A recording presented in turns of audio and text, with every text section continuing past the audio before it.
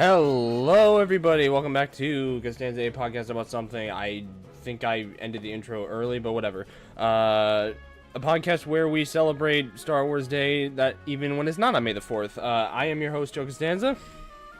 And Jake from State Farm. And this is episode number 76. And I'm here as usual, Jay Gooden and Stefan. Yo.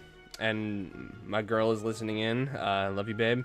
And, yeah, so we have I don't know how long this pod's gonna be, but we do have some, kind of the same old to discuss. It's gonna be, happy future, May the 4th indeed. So, we have some shows to discuss. We're gonna be discussing Invincible Season 4. The show just wrapped up, a couple weeks ago.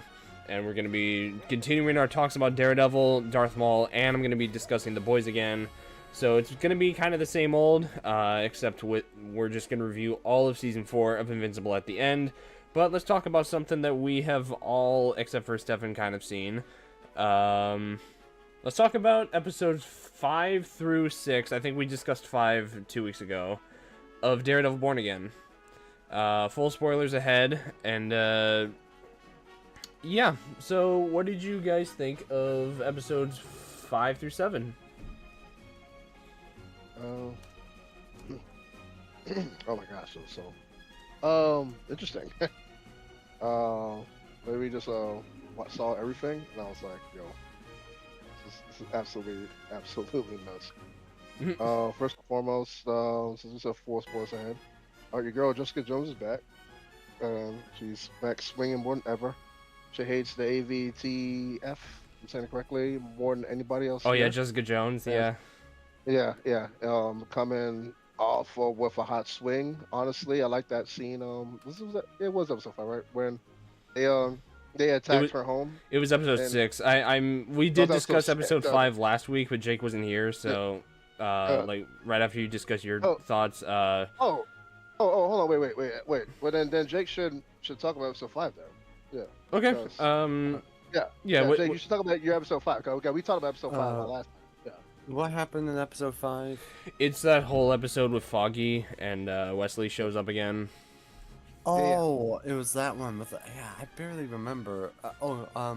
I did like those moments with Foggy. I did think that was nice, them bringing him back like that. I think that's the one where wasn't he trying to save Poindexter or Bullseye? Daredevil, yeah. So basically, episode 5.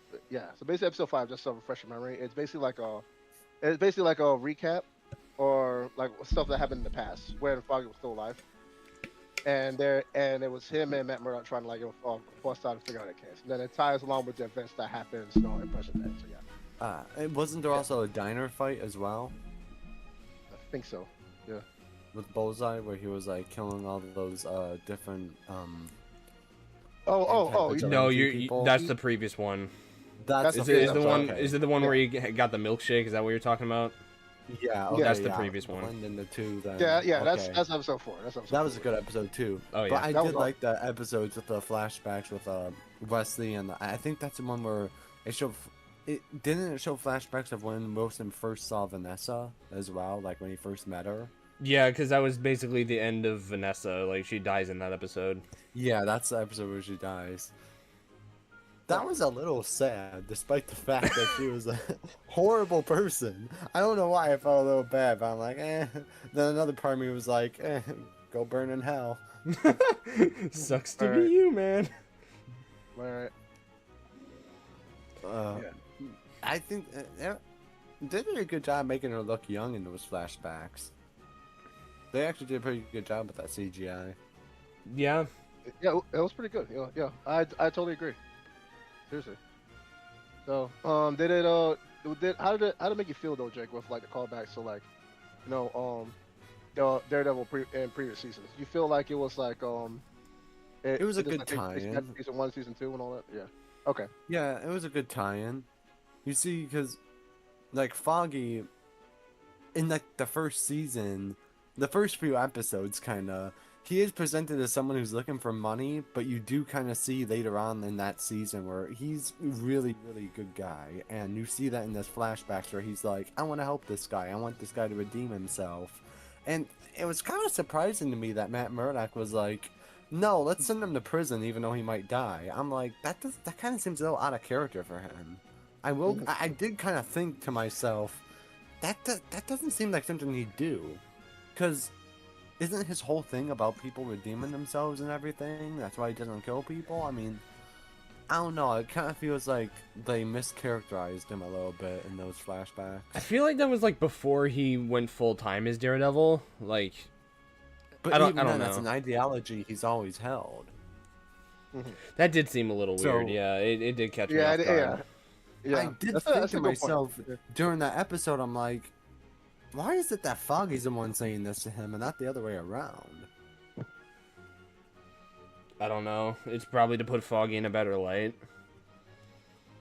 I would say so. Because as Matt put it in episode 4, like in the previous season, when he talked to Frank, he's like, yeah, Foggy was like the sweetest soul ever, and like we can never live up to his decency even if we live a full life or something like that. So I guess it just kind of shows how like loyal and how like basically Foggy was kind of like the spokesperson for Matt and is kind of the one that's like kind of set his one rule or something, or his like motive of not killing and stuff. I feel like that was just for this episode where it was the reason why he went back for Bullseye, because he realized that's what Foggy would have done. Or thought that that's what Foggy would have wanted. But I don't know. I did kind of feel like the roles were reversed there, because I remember in like season 2 of Daredevil, it was Foggy who was like, "Oh, let's just have Frank Castle right away in prison," and Matt was the one who was saying we should give him the help he needs. Like it seemed like they reversed the characters there for a second to put Foggy in a better light, which I do like Foggy. It's just I kind of feel like they should have kept it a little bit more consistent with the characterization. Yeah. But overall, I did really like the episode. Okay. Yeah, and then Yeah, it was good. It was definitely like a great callback to a Netflix series. It's there's also like a pretty much puts like a highlight with Wilson Fisk's character into a more villainous role, and like then with the origins of Vanessa Fisk, and like her and her connection with it and why she's like a very important character. Right. yeah. So yeah, So we're doing episode 6. yeah, episode now? 6 is the one where Jessica Jones makes a return, and I forget what else happens. Jessica Jones returns. Fisk has a funeral for Vanessa, and then I think they expose Kingpin at the end of the show, and then Daredevil and Kingpin both fight at the end. So that's that episode. Oh, is that where? Isn't that where Karen gets caught by the Yep. the guy? Oh gosh, why can I not think of the name of it? Powell? Anti-Vigilante Task Force. The guy who's the main guy with Fisk. Yeah, Agent Not Powell. that guy. Yeah. Agent Powell. Yeah. Yeah, Agent Powell. That's his name. I keep calling him that guy. Because no one fucking remembers him. To be honest with you, I actually don't. I remember just watching the show. I'm like, he's a main character, but what's his name again? Yeah, it's weird because I remember Buck and I remember Daniel and like fucking BB, but I don't remember the cop. Yeah, I don't know. I don't know his name. They said it like 15 times, like Agent Powell. I'm like, I just don't remember his name. I'm like, he's still alive? Apparently. But yeah, so what you guys think of the episode overall? Because I personally fucking loved it. Yeah, I loved it too. I did like the reveal of Jessica Jones in the beginning, where she has a daughter apparently, and I think it's with Luke Cage. Yep. And she had that fight where you just see like out the window all the chaos happening and stuff. That fight? You mean all the multiple fights? She literally handed and beat the shit out of every single AVTF officer. Yeah. Single-handedly outside the house. Just protect her one child, bro. Yeah. Hell yeah. That fight. Yeah.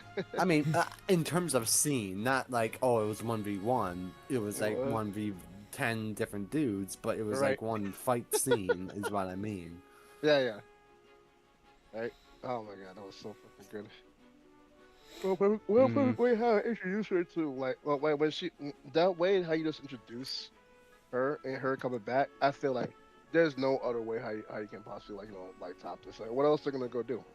Like, I mean, they're not gonna show like flashbacks of the Defenders or anything like that, or like even like Luke Cage himself. Yeah. So like, why not just do it? So and They there's never. also I yeah. realized something. They never actually showed Jessica's reaction to Matt Murdock being alive. Because last time she checked in Defenders, he was dead. Mhm. So Was that when Daredevil he was saved by the nuns and he was in the church? yeah, Yeah. that's like at the start of season 3. Well, they did show like an after credit scene or something at the end of the Defenders, but a building fell on him and everyone thought he was dead. Was Karen And was Karen in the Defenders? Yeah, I think so. Probably yes, like yes, like she a minor, was. as a there's a whole bunch of all the major um characters aside from the main characters themselves actually were all in the Defenders. Okay, yeah. So yeah. I think I do remember. I think she was discussing with Matt, like when he revealed to her I'm Daredevil at the end of season 2. There was a scene with her in like a diner or something with him, and she was talking about like how she feels about him being Daredevil. They didn't show that in season 3. It was just in the Defenders. Right. yeah. Yeah, that is a little weird.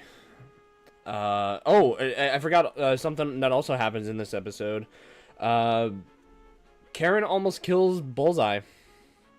Yeah. And do you think that was justified? How she was reacting and how like her motive and stuff, and do you think it was a dick move for Matt to kind of stir her away from that? Although Yeah. yeah. I do think it's justified, and it's in character for Matt to do that, but it's still kind of a dick move. I mean, I guess he still needed him to fulfill that mission of like protecting like the governor or something. Like he had future plans for him for later on. But he could have said it like that, saying I still need him for stuff.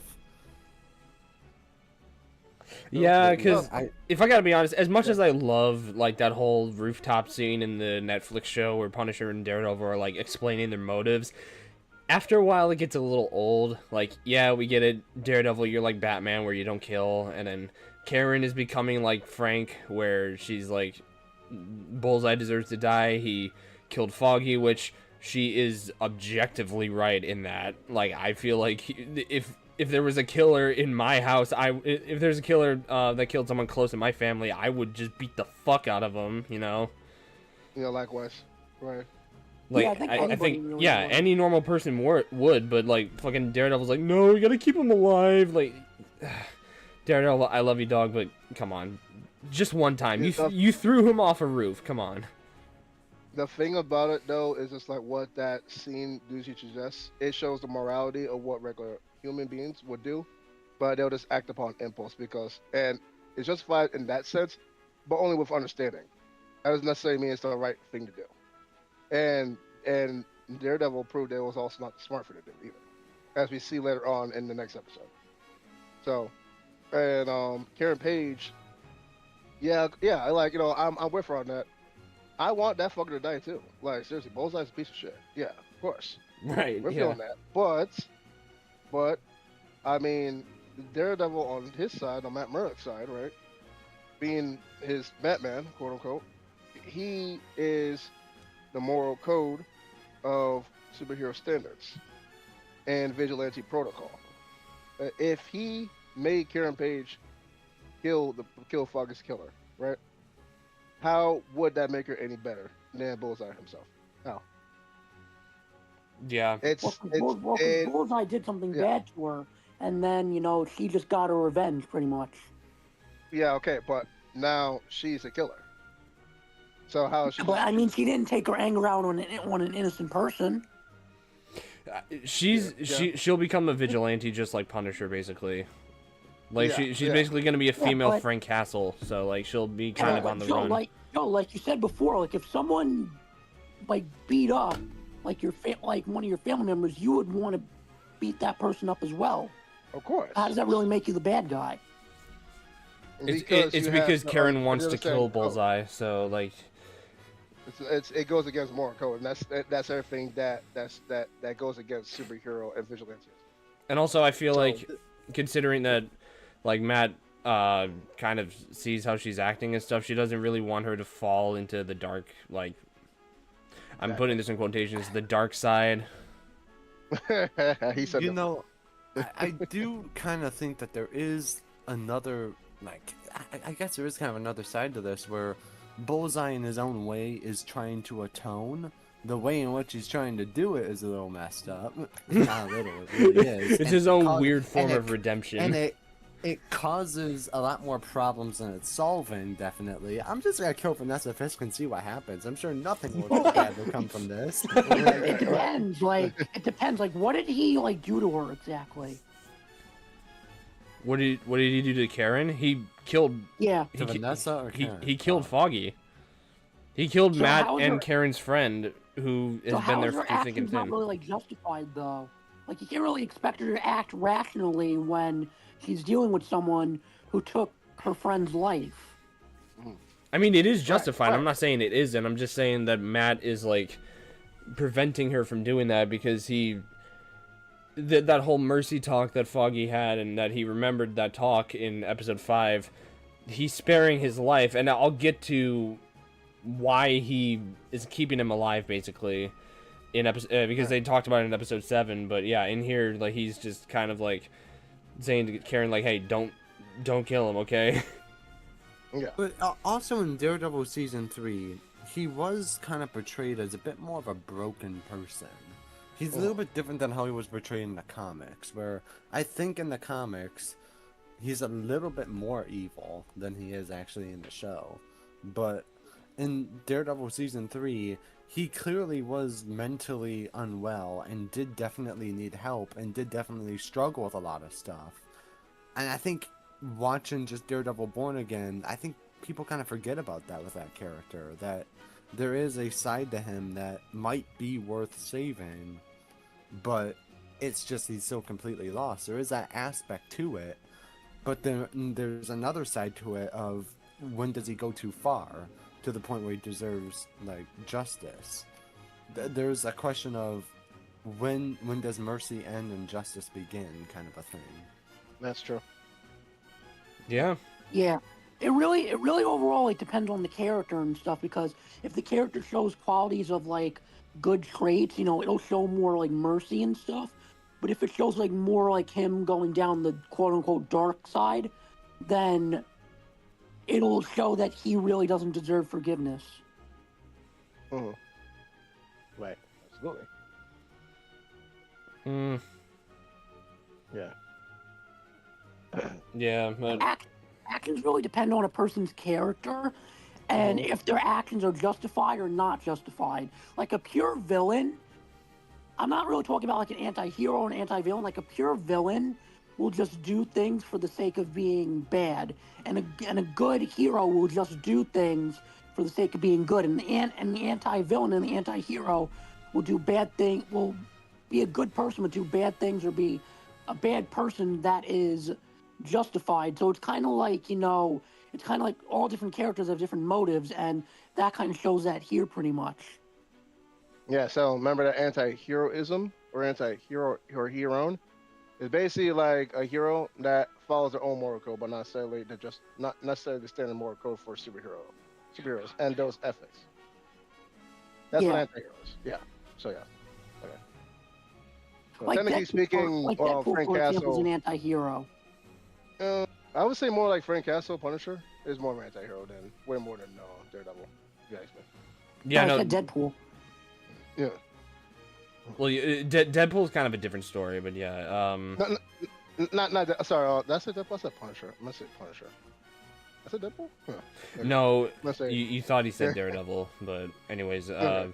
moving on from that, what did you guys think of that rematch between Fisk and Matt? Oh my goodness! Can we just talk about that for 20 minutes, bro? Oh, that fight was fucking amazing, dude.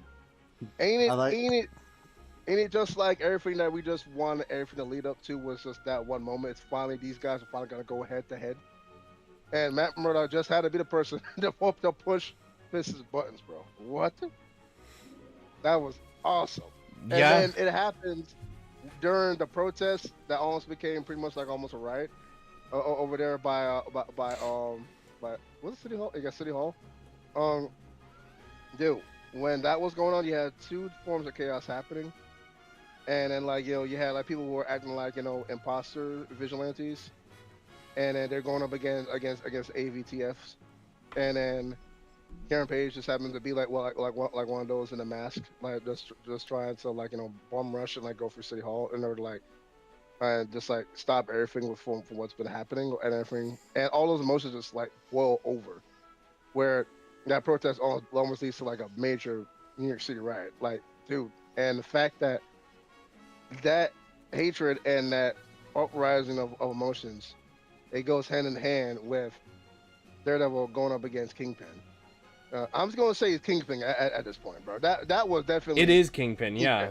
I think that was Kingpin. I didn't call him Wilson Fisk in that scene. He was fucking Kingpin. No, he had a fucking crash out, like, and so someone pointed this out, and I thought this was really cool. The only time Kingpin has ever spoken in that episode was when Matt Murdock showed up.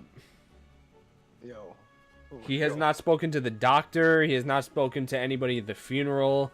He was silent the entire time. But then when Matt showed up, he said the thing like, "I'm not surprised to see you here." And then Matt tried to negotiate. He's like, "Okay, I'm sorry for your loss.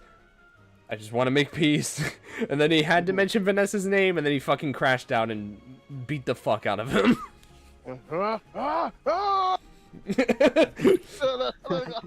Yo, I was ready for us. I knew it was gonna happen. I just want to see how everything was gonna gear up for this fight. I was That was awesome. I was just silent.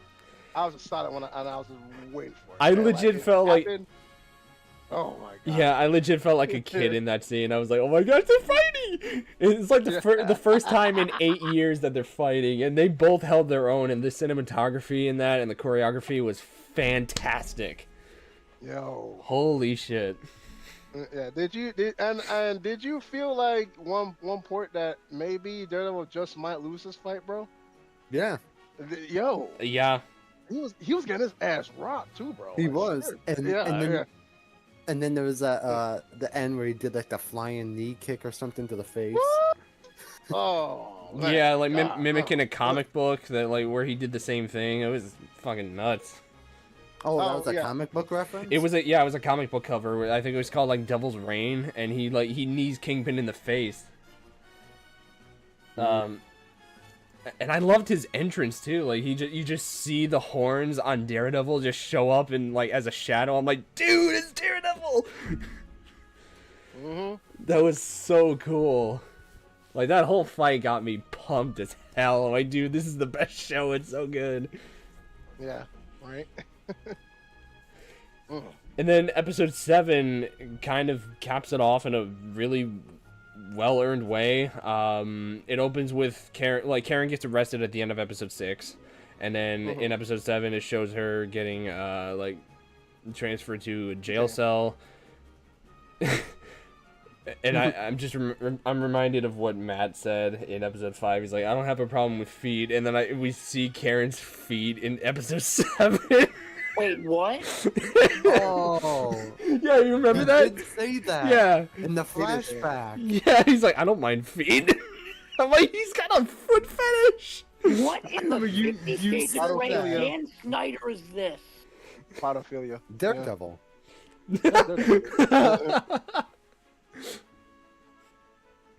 Did Dan Snyder help write this episode? I actually didn't catch that. Now that you mentioned that, I was like, oh yeah, dude, yeah, he did say that. Yeah, he's got a foot fetish. Yeah, I completely forgot about that. I got that reminded to me and like in his Insta post. I was doom scrolling and I saw like, "Oh, I don't have a problem with feet." I'm like, "Oh shit, he did say that." Yeah, to each his own. We don't kink shame here. No, we do. Oh, we do. Oh, Also, how the fuck does he Bro. not have a problem with feet? He's blind. That's very, How can he even see feet? that's Oh, can't actually see. true. That's actually. I feel like I'm learning more about the show that I don't really want to that I don't really want to know about. True. He can't really have a problem with anything because he can't see anything. So technically, It's like ass or tits. Dude, I can't see either of them. Wow. He's like John Cena. He can't see him. Oh wait. But for, yeah, and then Fisk shows up in the jail cell after Karen gets the doggies out, and, Oh my god, bro. Oh, dude, and my mom noticed this too. Every time Kingpin takes a step, it sounds like a fucking T-Rex. So it was like a big booming sound, like he's just kind of like it's a monster like, walking boom, toward. boom. I was thinking of Godzilla -1 when you hear him walking. Yes. It's Yeah, Godzilla! please remind me of -1 at every moment. It's so good. I think I did make a joke saying that's Queso walking. This case, yeah, you God. did. You did say that. Yeah. I feel like someone's gonna meme that now, where they're gonna put Queso in that scene and just have him walk to those steps. Well, they did meme it in a way because Kingpin does say "Ha!" Yeah, I was just in the jail cell. I was laughing so hard when he said that. He was like talking shit about Karen, like, "Why do you defend Matt Murdock for love?" he made that fucking voice. I'm like, what the? He can make that voice? That's great. And Karen taunts him, and then Fisk almost fucking kills Karen by choking her. Almost. Yeah. I thought he was gonna do it too. No, I didn't think he would do it, but that's kind of crazy. Yeah. You know, him saying that, he's like, "Why you like defend Matt for love? Ha!" I'd be like, "Why you mourn for Vanessa? Love? Ha! Oh wait, she's not here." He would rip the And then fucking hinges off. Nah, he's not strong enough to do that. I'd stay away from the door. Yeah, I mean, fair. What was I Yeah. gonna Do you say? want to talk about all the other stuff that happened in the episode as well? Like, yeah, we got to break all that down, bro. Yeah. Well, I mean, Jessica Jones does return, yes. And she has like a small cameo, and also that was definitely her at the end. Let's be real. Yeah, of course. The boots. Yeah. My favorite part about this, besides what we're gonna get to in a minute, I really enjoyed that whole court scene where like also Brett shows up again. Oh yeah. Yeah, Brett. I was happy to see him. I'm like, I haven't seen him since Daredevil. Yeah. Season 3. No, he was in the Punisher. That was the last time we saw him. Oh yeah, Punisher season 2. Or 1. Was it 1? No, it was 2. It was like at the 2, okay. tail end of 2, I think. Like he was the one that would transferred Frank out of the hospital, and then like the fucking priest took over, I think. Like shot the car down, I think. Oh, the Pilgrim. Yeah, oh yeah, the pilgrim, not the priest. Yeah. But yeah, Brett shows up again, which I did see set photos of that, and I forgot he was I in gotta here. use the restroom. Be right back. All right. Okay, yeah, it's all right. But yeah, Brett shows up again, and that was great seeing him. I was like, okay, what purpose does he have? Is he just like a point and like, is it like a nostalgia cameo? But he actually had a purpose, and like, yeah, he's letting Karen out of jail to talk to Matt for about a minute, and he discusses a plan like, hey, we're gonna be doing this. And we honestly, I thought that Matt was gonna like, I don't even know what I was gonna think Matt was gonna do, but I didn't expect him to be Karen's lawyer, which was very cool to see Matt Murdock return, and everybody was like, oh, it's Matt Murdock, he's alive and stuff. Like that was really cool to see. And Fisk just watching it on the screen, he's like, shit. He's all pissed. Yeah, for He real. was so pissed. Yeah, which I find ironic because he's the one who was saying like, bring this hero back home. Oh yeah, he did, yeah. Yeah, he did. Remember? But he came back at the worst time because Vanessa like died, and he's basically taunting him at that point. Mm-hmm. He's like, I get to save my girl, but you didn't get to save yours. Hot damn. Man, insult to injury. Wow. There we go. But yeah, that whole section was cool, and then the whole storyline with Buck, BB, and Daniel that wraps up. Oh man. Oh man. No, we gotta Yeah, talk I about know. that. We gotta Yeah, talk we're about that, dude. definitely gonna be talking about that. You know, for a second, I didn't actually think that Buck was gonna do it. That he was gonna do it. He seemed to be hesitating. He was even saying, "I don't want to do this." For a moment there, I was thinking he might actually drop the gun. Then he pulled the trigger. I'm like, "Oh shit, he didn't drop the gun." Mhm. Do you know what the worst part is? What? That was the original plan. Oh, it was. Daniel was not No, supposed to wasn't? die, but I think Really? I don't know. I don't remember who it was. I think it was either the actor plays as Buck or the actor plays as Daniel, who's I'll just call him Tony Soprano Jr. Yeah. I think one of them said, "Yeah, I think it would be more fitting if Daniel died."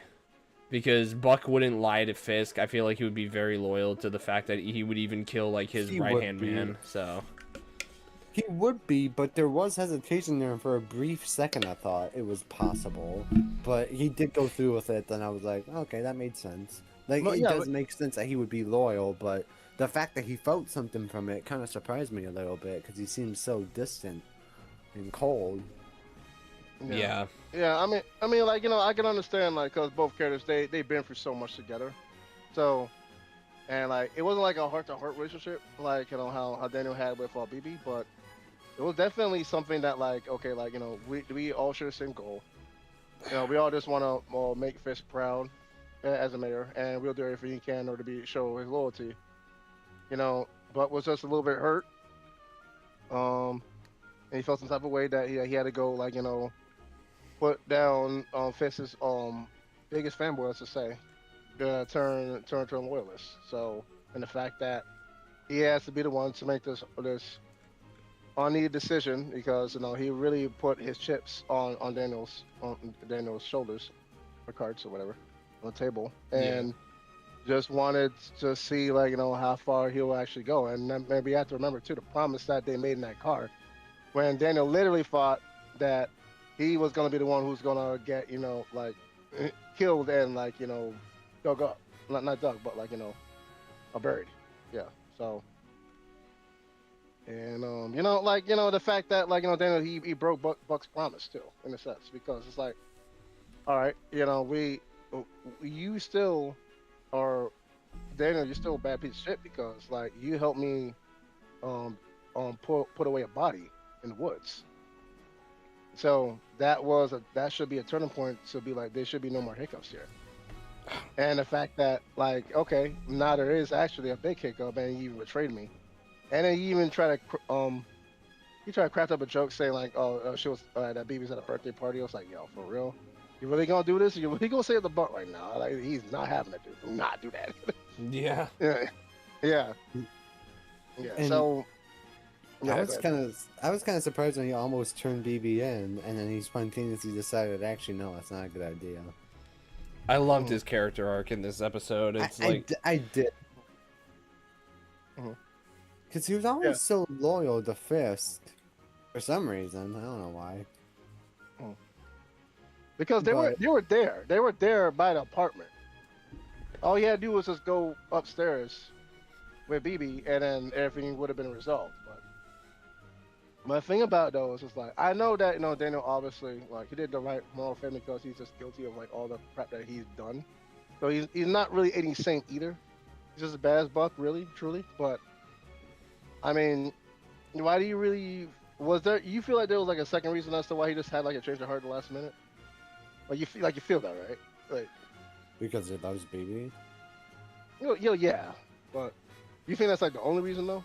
Or just because you feel like okay, this whole organization is just wrong. It's about to crumble. Like, future tense. I think that I should just like tread carefully from now on, or just try like like get out of it. I don't know. It didn't really seem like. Did he give up on Fisk? Because it doesn't sound like he was like fully. That's what I'm trying to ask. Really, what I'm trying to ask. So you're on the same page as I am right now. Yeah. Did he give up on Fisk's campaign and him being a mayor, like his administration? Did he give up on it? And I just want to go over that question. Yeah. I mean, think he did. I mean, if he said "fuck you" to Buck, I feel like they would kind of go hand in hand, like he's against Fisk. Right. Right. But I don't think he's against Fisk because he disagrees with him. I think he did it because of BB. He just wanted to protect her, essentially. But it is true that he did say, just run away, don't tell me where you're going. Because I think he was afraid he might reveal it under pressure. So, him saying F you to Buck, I mean, he really didn't know. I mean, he couldn't tell him where she was because he told her to go somewhere he wouldn't know. So maybe that could be something, I don't know. That is a good question. I didn't even think about that. So that is a good question right there. And I also, he turned into a complete 180. Like, I haven't seen a character arc this good since A-Train from The Boys, because he went from being like a character that I did not give two shits about in season 1 to where he's not top 3, but I think he might be top 5 best characters in the show. Okay. At least because of that ending, because I really liked how they ended off his story. He went out like a Chad. He did a good job. And also I forgot one important thing, and this is actually my favorite part, because Matt does confront Bullseye, and he's like, "Look, I'm just gonna be upfront. I hate you for killing Foggy. I hate you for killing what the fuck's the pastor's name? Father something." I already forgot his name too. Yeah, he killed the guy from the latte dude. You always wanted a latte. I hate you for Foggy. I hate you for Father Latte. doesn't really roll off the tongue. And I hate you for Agent Nadim. He did want lattes a lot. You guys talking about Daredevil too? Yes. That's why I have the spoilers on there, because we are discussing the new season of Daredevil. But yeah, he says, like, I hate you for Agent Nadim, which I was very happy to hear Agent Nadim's name again. And I kind of... Yeah, Nadim. It was so good. I'm very happy they're calling back to the Netflix show, because it seems like that was the total opposite of what season 1 was doing. Because yeah, season 1 felt so disconnected. This one's trying to be connected. Yeah, even going as far as making, like, having to look like frame for frame the Netflix show from episode 5, which was insane. And then but yeah, and then Daredevil's like, I want to kill you, and I want to I want to kill you, and I think you mentioned about like the rooftop, but going, like you said, you wanted one good deed, go do that one good deed, whatever it may be, just fuck off, or whatever he said. I don't remember what he said, but it was a really good scene where he said, like, yeah, I hate you for Nadim, I hate you for Foggy, but go get your redemption. I don't want to kill you. That was really good. Right, it was. What did you think of the thing he said about feed? We joked about that. That was funny. But yeah, good set of episodes. I'm very excited to see what they do for the finale. So. Yeah, for sure. You guys got any closing thoughts? This is still 10 out of 10. A tier. It's like Mario Party 3 out of 10. This is a Sora's Wrath out of 10. This is. I wouldn't say Mario Party 3 out of 10. It's. Jake, you got any closing thoughts? I like the show so far. I'm interested to see how it ends. Is the finale coming up, or is it a few more episodes? No, the finale is next week.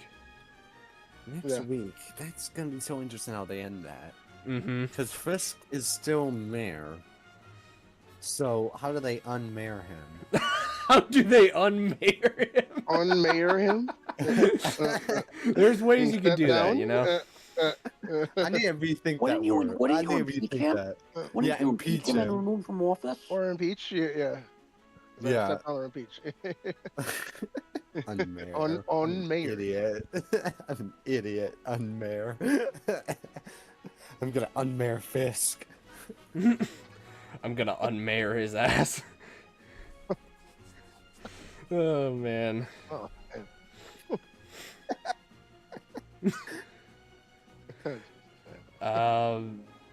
But yeah, speaking of shows that are ending next week, let's talk about the other side of Disney. Darth Maul. what's that? Oh. This show is fucking awesome. I fucking love this show so much. If Daredevil and Invincible didn't come out, this would be #1. Oh yeah. It's just I do unfortunate really like timing. the show. You know, I see a lot of people complaining about it or something that's like not only about Maul. I'm like, God forbid they have side characters in a show. Yeah. I do really like it actually. It's been a little while since I've seen the Clone Wars, but I'm happy to see like that animation style again and everything. And it's really cool to see how Maul's like growing to like to the point where we see him. I think in Solo, yeah, where he's like the leader of the Crimson Dawn, and I think they hinted at that at the very end where they're like, oh, we need you to, you got like a meeting with the Crimson Dawn or something.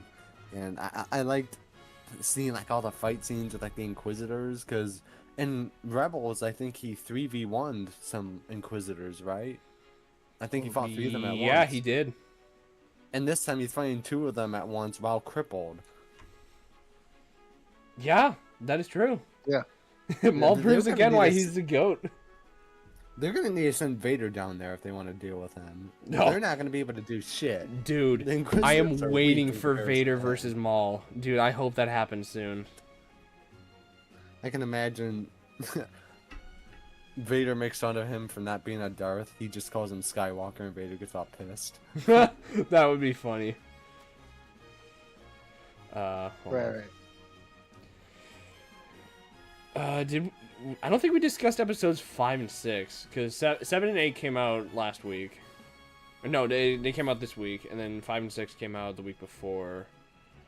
So there was a lot that happened. So some of the side characters, like I really enjoyed. What is it? I think Devin has gotten a lot better, and I really enjoyed her master as well. I think both of those characters. Daki, yeah. Daki, is that his name? Master Daki, I think. Oh. Sometime with a D. I think it was Daki. I'm very sure. It's Daki. It's Daki. It's Daki? Okay. But the yeah. master. He, it was really cool. And I think both those characters are definitely great. Like, I was fully expecting Daki to die in some of these episodes. You know, I was actually expecting that Maul would kill Daki so that Devin could be consumed by hatred and vengeance and go to the dark side. That is Like, that would have been a good twist. especially if he does it in front of her. Oh man, that's gonna be. And then he'll be like, "Oh, you want your revenge? Given to your hatred, that can give you the power to destroy me." No, he's been Man. saying that for like almost throughout the whole entire series though at this point. I do actually really like the character of Devin. Even from the beginning, I thought that was a cool aspect that he was going to try to take this younger Jedi Padawan, who's not really in full control of herself emotionally, and try to prey on that. It shows how Maul is very sinister. He tried to do the same thing with Ezra in Star Wars Rebels. Ezra was young and a little naive. He trusted Maul a little bit in the beginning there, and he was able to kind of coerce him into being his apprentice a little bit. And Ezra was kind of giving into his anger a lot. Mm-hmm. But it shows that Maul, he's kind of learning from Sidious a little bit, where it's kind of ironic that he has all these traumatic memories of being taken when he was a child and taken into an apprentice, but he's literally doing the exact same thing. It's like learned behavior. It's not to the same degree that Sidious did it to him, but he's still trying to do the same thing. Take a young kid to make his apprentice, essentially. And he's doing it for selfish reasons, to get revenge on the Empire, for his own reasons. So he's becoming just like the person he's trying to destroy.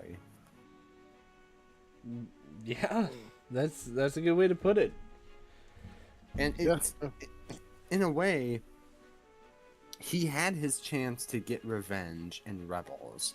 He could have joined the good side, but instead he was so bent on revenge towards Obi-Wan that it cost him his life. And if he put aside his differences, put aside his desire for vengeance, and tried to reconcile with Obi-Wan, which Obi-Wan gave him the chance to. He wasn't the same Obi-Wan Kenobi. That was like the old Ben Kenobi who was trying to reason with him. And if he let go of that desire for revenge, he probably could have gotten revenge on the Emperor. He could have played a part in the Rebels' victory if he turned a new leaf, but he just decided not to. And that's why I think it's kind of a tragic story, and that he wants revenge so badly, but he's gonna die without getting revenge on Obi-Wan or Sidious.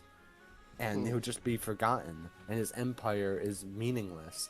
Just like how it happened with Mandalore, how he took over that galaxy for like a few days, Sidious comes in, it all collapses in upon him. It's kind of pathetic almost that he gets so close to victory and then it gets taken away from him at the end.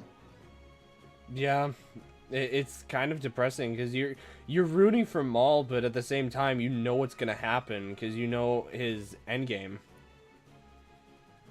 Like, you know that like he focuses more on Obi-Wan, you know, his like empire falls, like you said, and like he eventually dies. So that's... I'm actually trying not to root for Maul because I have to remind myself he's still the villain. You shouldn't root for the villain. No, he is. It's It's like they're Walter Whiting his ass, where it's like he's the main villain. He's technically the main villain, but you're still rooting for him. The heroes would be Lawson and Daki. They would actually be the heroes of the story. Maul's still a villain. He's not the main villain. That would be like the Empire, but he's still not he's still not an ally. Like in the first episode, he broke that bridge to kill a bunch of civilians just to distract the Jedi Master. Like, that was not a good thing at all. He was still a very messed up person. Right. And apparently, did you say those Inquisitors showed up in another series? Yes, Tales of the Empire. Oh. They're fucking badass, dude. I want to see Tales of the Empire now. They do look... I heard Tales of the Empire wasn't all that great. I mean, it wasn't the best. But they do look really cool. And they gave Maul a hell of a fight, so that was cool. I don't know if that takes place before or after Maul, so I don't know for a fact whether or not they could potentially die in the show, or if they die in Tales of the Empire. I know they have to be dead by the time of New Hope, but I don't know if they died in the Tales of the Empire, or if they, you know, I think one of them fought Ahsoka, I think. I think so, yeah. And then one of them went... I think that's the same one that went after Ezra and Kanan, right?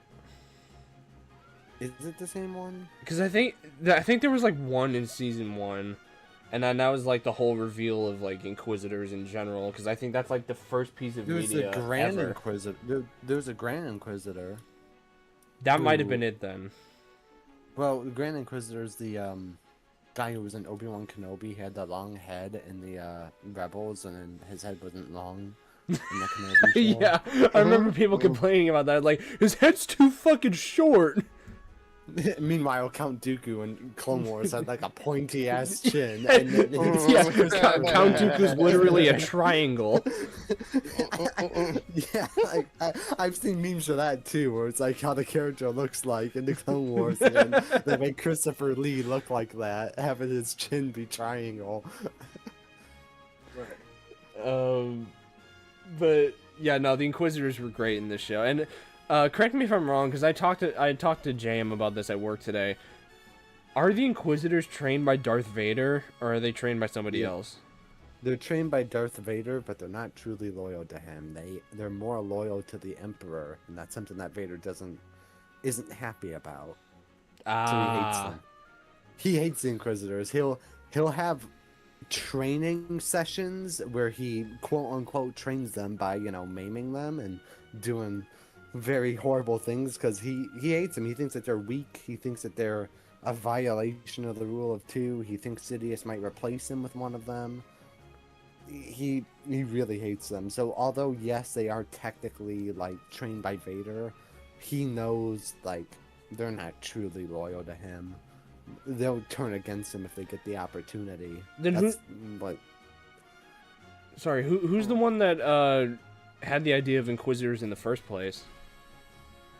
Because they're technically Jedi hunters. It was Sidious. He wanted them to hunt down the Jedi, not Vader. But Vader just kind of did it anyways. Oh, it was Vader. that makes more sense now. Yeah, the Emperor wanted the Inquisitors to kill the Jedi, while he wanted Vader to focus more on like keeping the Empire in check. But Vader was like, "Nah, I want to have some fun and kill some Jedi," so he kind of joined in. But he wasn't meant to be involved, but he kind of just did that on his own. But the Inquisitors eventually, once they kind of died out, once they were either killed by the remaining Jedi or by Vader, the Emperor just stopped replacing them because he's like, the Jedi are practically dead at this point. They're extinct. We don't need them anymore. So he just didn't bother to replace them. And that's why in the original trilogy they aren't there, because everyone thinks the Jedi are dead. They're extinct. Yeah. So they were there during those early years of the Empire, but they're not there for the later part.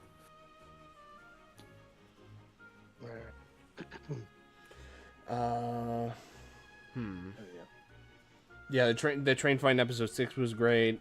Lawson was fucking awesome. Yeah, Lawson's really cool. I think they're trying to like show like how the Empire affects like multiple sides, how it's affecting like a lawman like Lawson, how it's affecting the Jedi who are like hiding out, and how it's affecting like even crime syndicates. It's showing how the Empire kind of is a common enemy of all of them. It's like it's like evil centralized, and Yep. it really makes sense why all these people banded together to destroy the Empire. It's where they all had a common enemy. Like even like the Separatists versus like the Republic, people who were on opposite sides during the Clone Wars, they came together to defeat the Empire. Yeah, the Inquisitors are they're like pretty much like a direct threat to both Maul and the Jedi.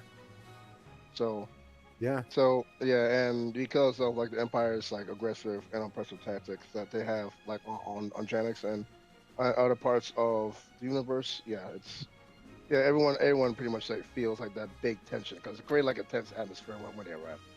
Right, and that was like kind of like the last thing that that Lawson just didn't want to happen at all whatsoever. So it's like a last like worst case scenario resort. No, I kind of do feel bad for Lawson, how he didn't ask for any of this, and then the Jedi just keep on showing up, and he's like, "Get out! I don't want to have to deal with you." Right.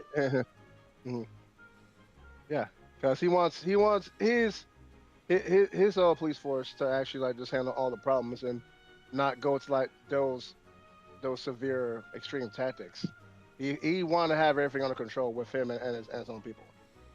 So. Yeah, he just want to go take the problem and in his hands in order to like pretty much do what he can.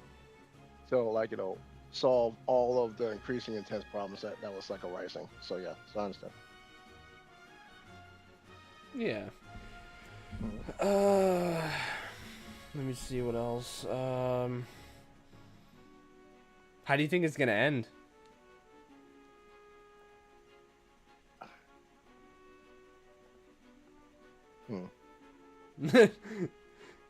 It could be multiple ways. From what we see from episode 8. Yeah, or like just in general. Do you have any theories or something? I mean, I know there's gonna be a season 2, so I doubt it'll be like a finale.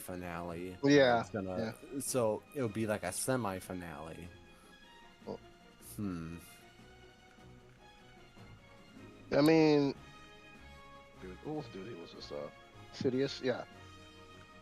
I think that's gonna be like a big fight between him and Maul and Sidious, though. And No, I feel like I don't think no, so. no, you don't think so? It's too soon for that. So No, he was pretty. Anything. When Maul escaped, like during like that airwave tunnel, I don't know the official name for that, but when he was trying to escape, he saw flashbacks of him and Obi-Wan Kenobi and like his origin and his Oh upbringing. yeah, that was the best part. I Yeah. fucking loved that. Yeah, yeah, yeah. And like Savaggio So, Press and stuff. Yeah, that was all really cool. yeah.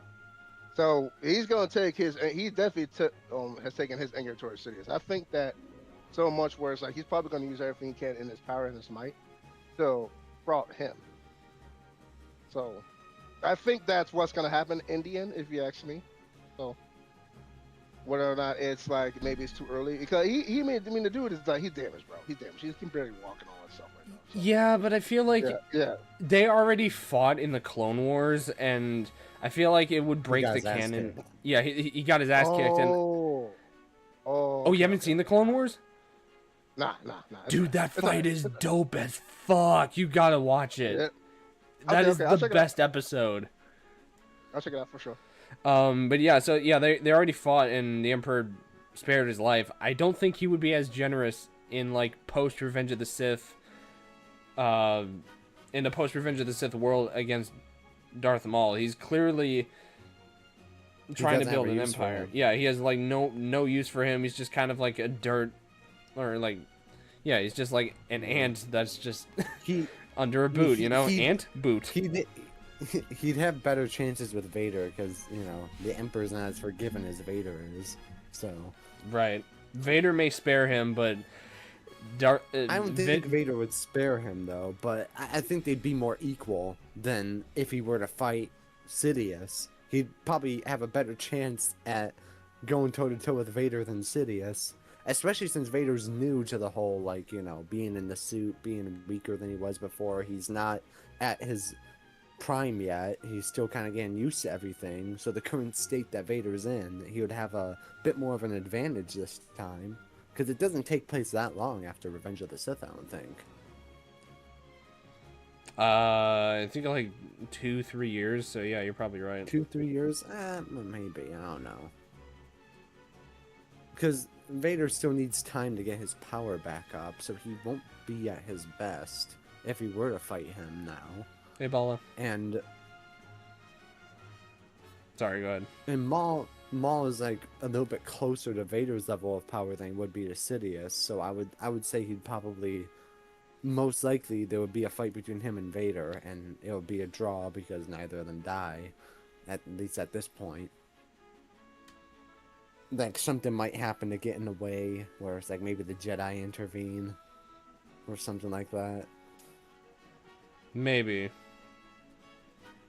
I mean, 'Cause maybe. People don't know how powerful Darth Maul is. I mean, I remember, like, there was discussion in, like, Star Wars Rebels where I think Dave Filoni, the guy who made the show, he mentioned that in his mind, he was saying that Maul and Vader are practically equals at that point, at that current state. Really? I don't know if that's, yeah, in his mind that he did say that. But then again, that's just one guy. He's not, like, there are other people and other writers, other interpretations and stuff. That was just his opinion at that point, and Maul was a little bit older and wiser.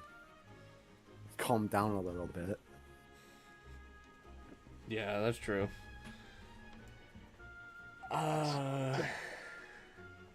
But yeah, I'm very interested in seeing where this goes. It looks like it's going to be a very, very good time and a pretty good finale. I would say in confidence, even though it hasn't been finished yet, it's definitely on the top 3 of my favorite Star Wars shows outside of Clone Wars. Because I would consider Clone Wars not entirely Disney. For Disney Star Wars shows in particular, it goes Andor, The Mandalorian, and then this. So this is kind of Yeah, this is sneaking already- up above The Mandalorian, though. This is already as good as Mandalorian to you? Bro, wow. It's sneaky. It's a good show. Because It's a great show. I didn't like season 3, but I feel like this is gonna be a smidge better than the Mandalorian. Just maybe a smidge better, depending on how they end it. To be completely honest with you, Joe, I don't remember season 3 of The Mandalorian or much of The Mandalorian at all.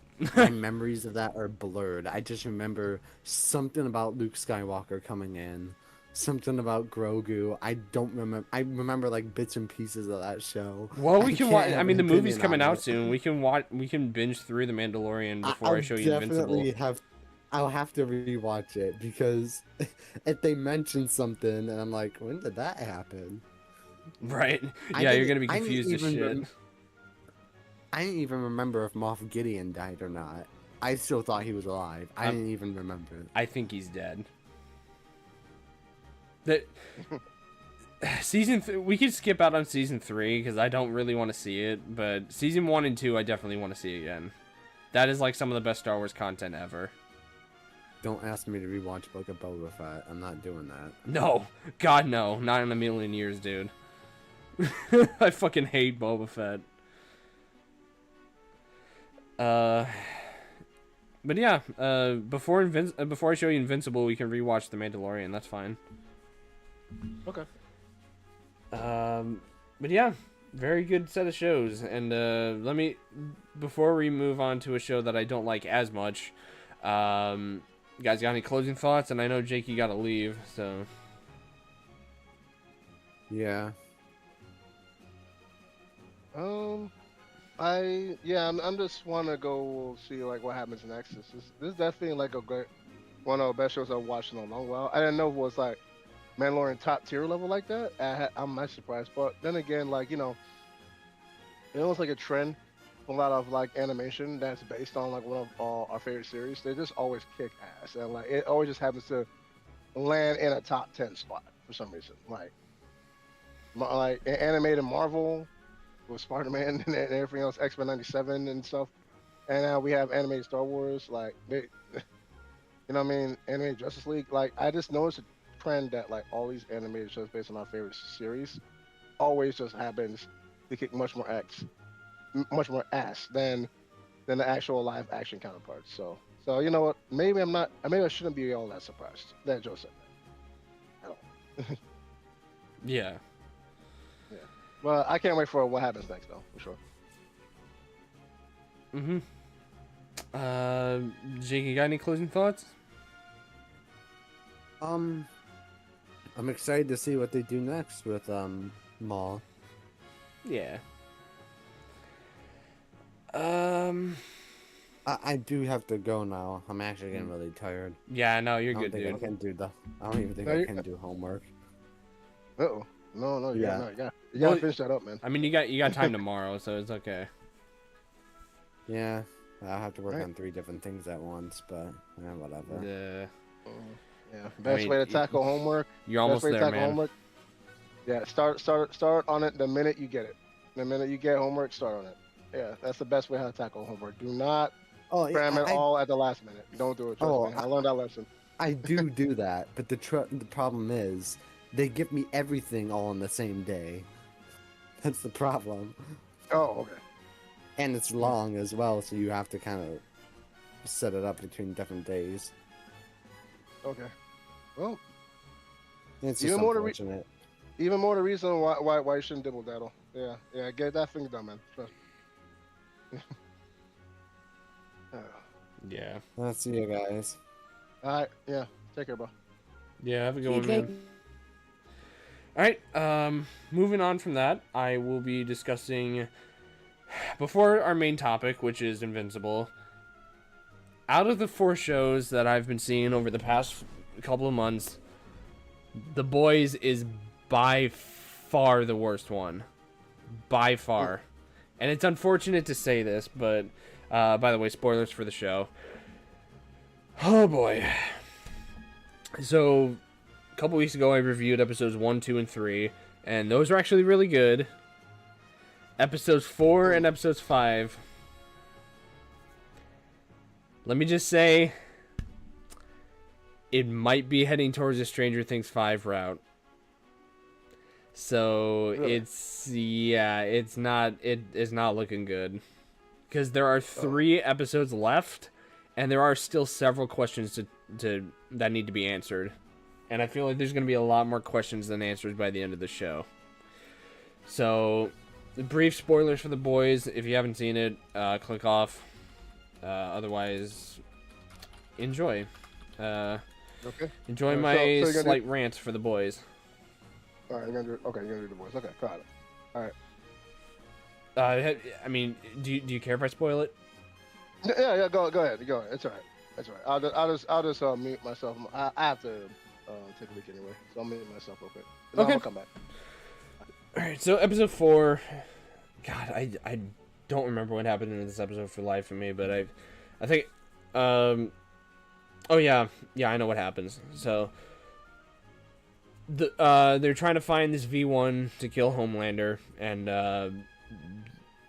I think they went into this place that like they thought had it, and turns out it didn't. I think it's with somebody named like Bloodshot or something. I forget his name. Bloodsport, Bloodshot. I don't know.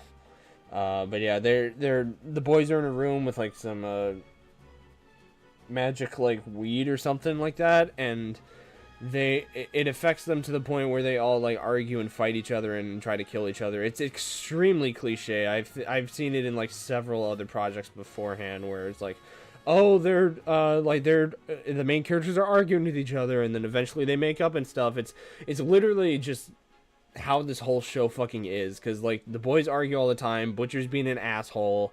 Starlight and fucking Huey are having a feud, and then they eventually get back together and make out and stuff like that. It's like, it's just so many cliches, and you think after season 5 they would stop with that, but they don't. So it's like, what the fuck are you doing? And it's just there's also plot armor to the max, and until episode 5, I didn't think anybody was gonna die. So it's kind of like, okay, so Mother's Milk takes a fucking bullet to the back like he's fucking Superman, even though he's just a regular fucking human being, and Huey does not get exploded by like this fucking 11 looking chick that crushes people's like bodies by just putting a fist together. Like that was in episode 2, but still, like these guys have fucking plot armor. One of these guys better die. Please don't pull it. Like, other shows have done this in the past. Kill off main characters, please. For the love of God, please do that. But I mean, don't even save them for the finale. Save them for the next like 3 episodes, please. It just seems like so overdone. Like, oh, we gotta keep these characters until the end. No, you can keep them. You can let them get killed off, and save the ones that you want to save for the end. Okay. You can complete character arcs before the finale. There's nothing wrong with that, as long as you do it right. But still, yeah, I didn't really care for episode 4 all that much. I think it's like easily the worst one. And episode 5, it's mainly just, I wouldn't necessarily call it filler, but it feels way different from the others, because this has like multiple storylines and like multiple different POVs from like different people from the 7, and also Butcher's dog for some fucking reason, which I have no idea why he was part of it, but cool. And there's some weird stuff in there that I don't want to discuss. It's fucking God, this is ugh. But Firecracker, she has her moment and stuff, and Homelander is basically trying to make like a god complex of himself, because he, in episode I think 3, he sees someone he once loved that he killed come in as like an angel and stuff, and she's basically saying like, oh, you're above Jesus, like you're the most loved man on the planet and stuff, you're a god and stuff, and like he's easily the most powerful character in the world, in this universe. So he thinks of himself as like a higher god, and like he compares himself higher to Jesus and stuff, which is awfully familiar to how a certain someone sees himself. Not discussing that though, but it just seems like it's. I don't know if it's over. I don't know if overdone is the word. Oh, hey, JM, we just finished our Darth Maul talk. I know I texted you about it, but yeah, we just finished it like a few minutes ago. But welcome on in, man. But yeah, like I feel like that whole like Homelander as a god complex is a little bit overdone, but I feel like it's also kind of like, okay, I understand it because he just wants to be loved and stuff. But also, I just feel like I had to do a lot of dishes. Damn it! I'm sorry, man. But yeah, no, it's fine. You can rewind it if you care. I don't know if you've seen The Boys, but if you care about it, if you care about the final season, don't listen to this. Just go back and listen to our talks about Darth Maul, because it's we did talk a little bit about it. So, but yeah. So, anyways, so I feel like Homelander is kind of fallen off because Anthony's like, okay, let me just say this: Homelander is easily one of the best villains ever. For sure. He's up there with Thanos, Joker, Darth Vader, any like iconic villain you could think of, he's up there. Not better, but he's up there. At least that's what I thought in seasons 1 through 3. In season 4 and 5, he became a joke. Because Homelander is easily the most memed character in fiction, besides even Magneto. No, Magneto is not. The Homelander's not better than Magneto. No, there's no way.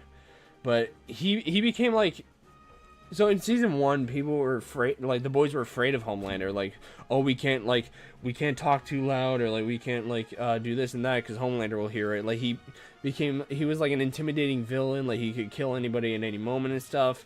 But now it just seems like he's just kind of like the meme guy now. Like every fucking frame that Homelander has in this season is just a fucking meme. Like that whole shit with the dog, where the dog has like fucking freaky dreams about fucking Homelander. That whole section, I was like, what the fuck? And that's become a meme now and stuff. I was like, what the fuck is going on? And then like that whole Jesus thing, like that became a meme, and like just everything has become a meme involving Homelander. It seems like he's lost his like villain, like his terrifying villain like aspect to him, and he just became a fucking meme. He became a joke. So it's like, and also it kind of seems like a kid a little bit, which I feel like that's kind of the point of his character, because he wants to be loved. He wants to be like the perfect god and stuff. He wants to be like, he wants to put himself above Jesus and stuff. Which, I get it, but still, it's a little weird. Anyways, about this episode. So Soldier Boy and Homelander are also finding the V1 so that Homelander could be immortal, because Soldier Boy is Homelander's father, and he did not get affected by V1 because apparently he was immune to it all those years ago in the 40s, and then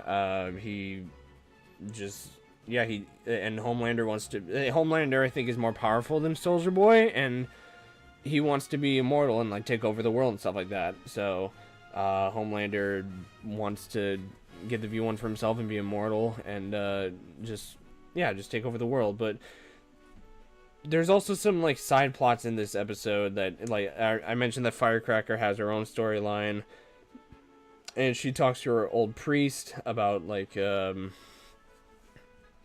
Jesus and stuff. She's questioning her religion, and it was like her childhood pastor. And then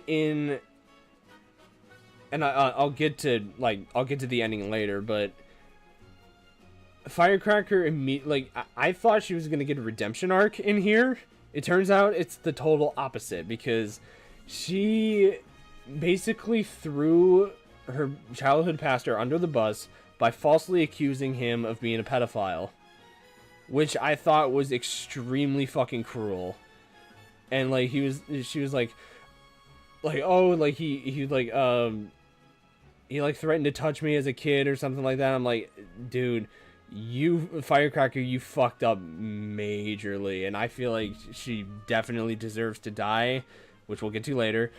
But it just seemed like that was like the lowest she could have gone, and I fucking hated Firecracker after that. At first I tolerated her. I'm like, okay, maybe she has redemption. She was like below the deep at that point. I'm like, no, this bitch is done. This bitch is fucking done. And then it showed Black Noir, the new Black Noir, because the original Noir got killed in season 3. But yeah, like it shows like his backstory and stuff, and about like how he is getting a part for like a theater, and he's caring more about his like regular life more than like his life at the Seven and stuff, and about like, and him and the Deep have a little bit of beef because the Deep is trying to redeem himself and try to like impress Homelander again or something. He's trying to like, I guess, find, it's kind of like Bullseye, where he's kind of trying to find his own way of redemption, but he's also being an asshole, and he's also kind of like an Andrew Tate type of character in the show as well, and he's already kind of getting a bad name for himself anyways, and now he's doing this shit, which is, he basically kills Black Noir's theater teacher with like, it's a gross fucking scene too. I'm not explaining the details, but the Deep is like an Aquaman character, and he sends fish out to kill. He sends a sea creature out to kill the dude. So, and yeah, I feel like there's gonna be something that's gonna happen between the Deep and Black Noir. One of them is gonna die, and I have no idea who it's gonna be.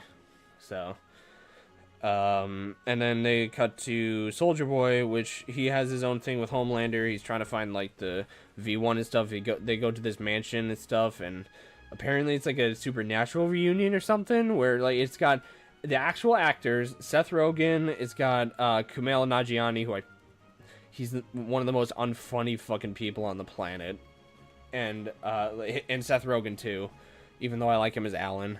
All right, I'm gonna get going. Have a good one, everybody. Yeah, you too, man. See ya. But yeah, Seth Rogen, even though I like him as Alan, he's still unfunny. And then Craig Robinson, Daryl from The Office, also shows up, and a couple other people I don't know who they're from. And one of them is a soup, and he has like powers of going fast. It's kind of, I think it's like A-Train a little bit, except he's a little faster. There's like a little moment where they're trying to kill Homelander and like trying to like get rid of his like his powers. They're trying to depower Homelander and stuff, and you think Soldier Boy, like, I don't even know what the fuck his motive is. Like, is he for Homelander? Is he against Homelander? Like, I don't fucking know. But he was trying to kill, like, they're trying to kill Homelander, and then Soldier Boy's like, no one screws with my son, like, nobody screws my son other than me, or whatever. Like, he says, like, some dumb, like, fucking, like, sexual joke or something. Which, by the way, the fucking dialogue for The Boys is atrocious as all hell. I don't know who the fuck the scriptwriter is, but they need to hire better scriptwriters for sure, because this is like if Hazbin Hotel met Family Guy, and they had a kid. Like, especially with Kimiko, like, some of her fucking lines, now that she speaks, it's literally just all fucking porn stuff. It's literally all just like, oh, like, this is like if like Bumblebee had sex with a fucking, like, had sex with a goat or something. I'm like, what the fuck is this dialogue? This is stupid. Get better fucking script writers. This is fucking ridiculous. And like, it just makes no sense to me that they hire professional script writers just to make sexual jokes and stuff. That's why I don't like The Boys anymore, is because they just make fucking cringy ass dialogue.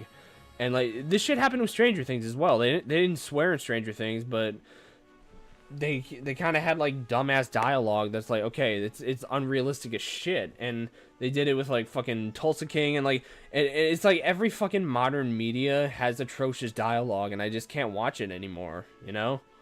And it seems like it's the same with all these fucking shows.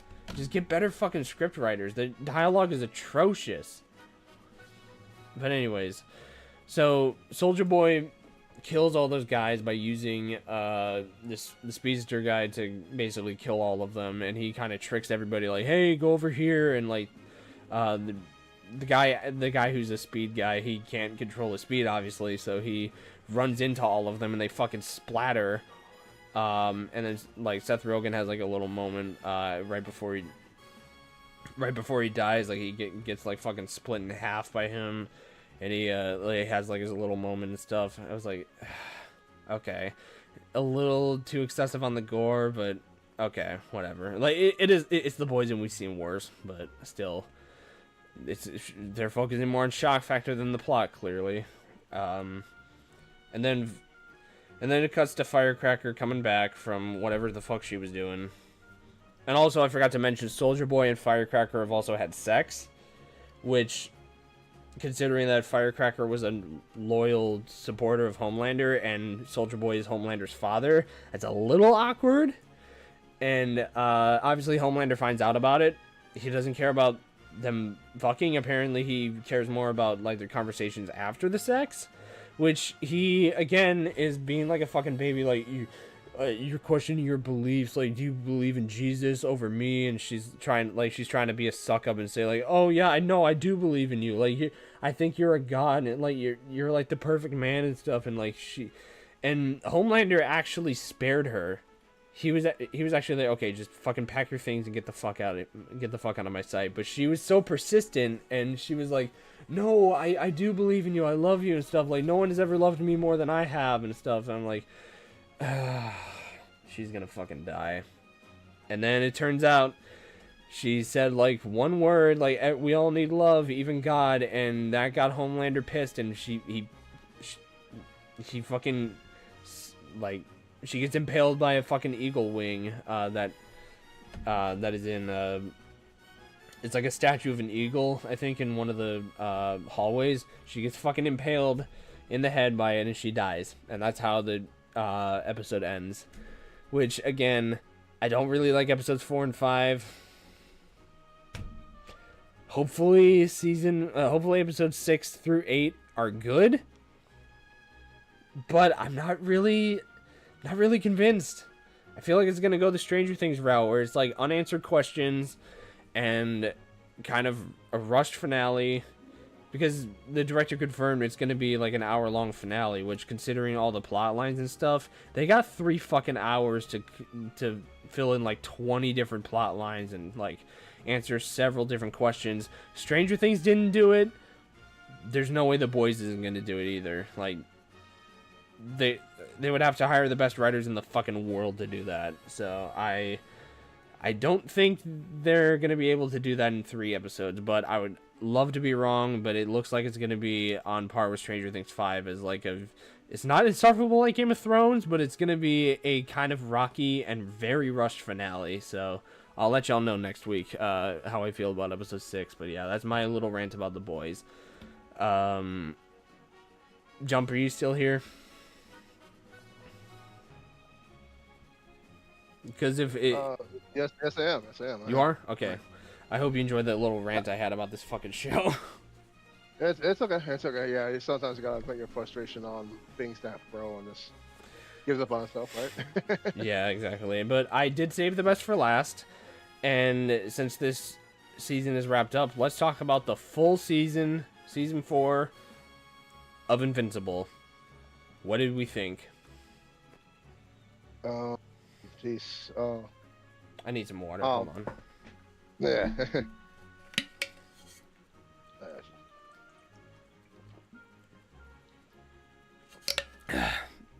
Spoilers for Invincible, by the way. What'd you think, man? I think that it's, well, honestly, I really feel like this is like one of the best shows that I've seen in a long while. They can start with season 4, I guess. Because, we're just talking about season 4. We're not talking about the whole show. It's just season 4 and the finale. Okay. I mean, the fact that like there was some cruel shit that the Viltrumites literally went to like the near call to extinction. Like that was just absolutely crazy to me. And like the way how that was actually set up, like they were trying to like some survival of the fittest thing, to make sure that that the race and the colony actually fully survives. Yeah. But yeah, so I do you have more thoughts about season 4 before I go? Yeah, for sure. All right, okay, all right. So I really think that it kind of caught me off guard that that's is actually like what was going on for the Mitchell Mites, for the Wiltshire Mites race.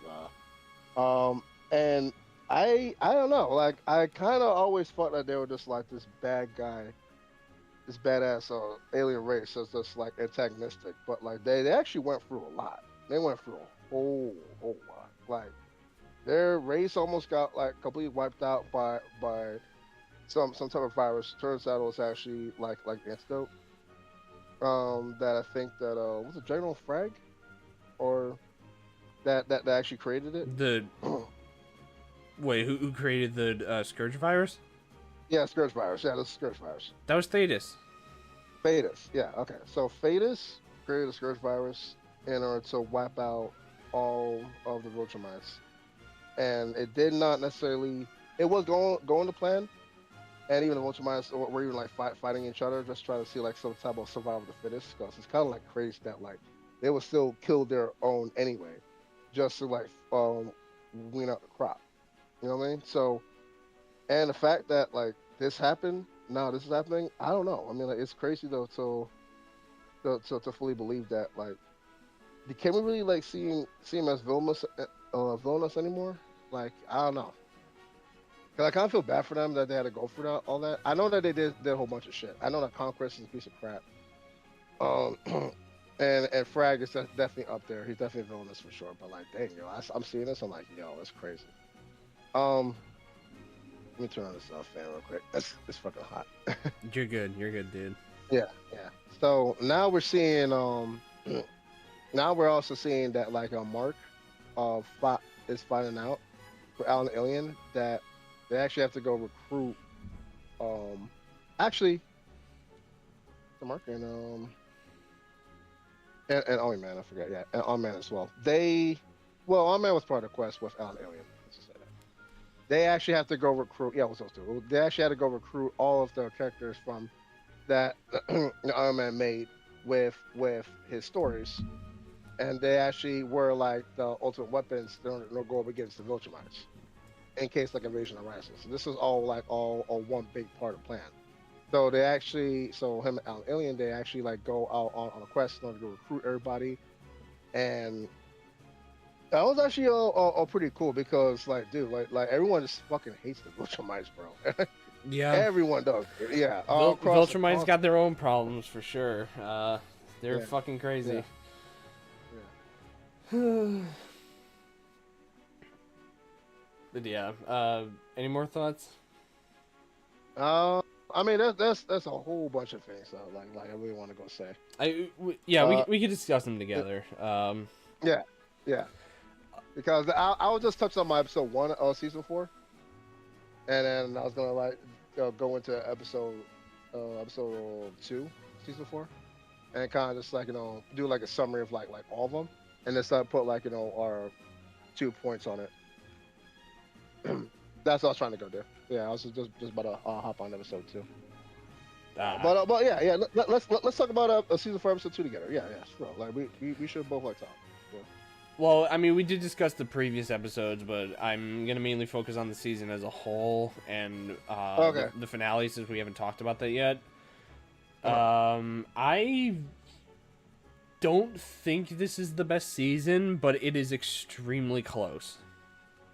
Mm-hmm. I still like season 1 a little more because I especially love that ending where Omni-Man just beats the shit out of Mark, and like it's just that whole like Viltrumite story, and it was a good beginning story, but this definitely fleshed out the lore of Viltrumites, and it had the action, it had the brutality, it had the characters and stuff. It had a lot, and the finale, considering the last 3 episodes were like all action based and like fucking guts were getting ripped out and stuff, and like Thrag and Conquest were doing their thing, this one was kind of more just wrapping up. It felt more like an epilogue than like a endgame sort of finale, or Infinity War in this case sort of finale. It's kind of just Mark was like is getting PTSD and like dreams and visions and stuff.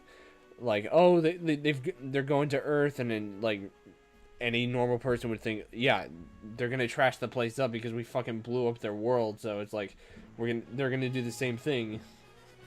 And then like Mark constantly like when he's trying to like talk with Eve and talk with like his mom, they're all like he's visioning them all like getting killed by Thrag in brutal ways, which is it kind of got old, I will say. Right.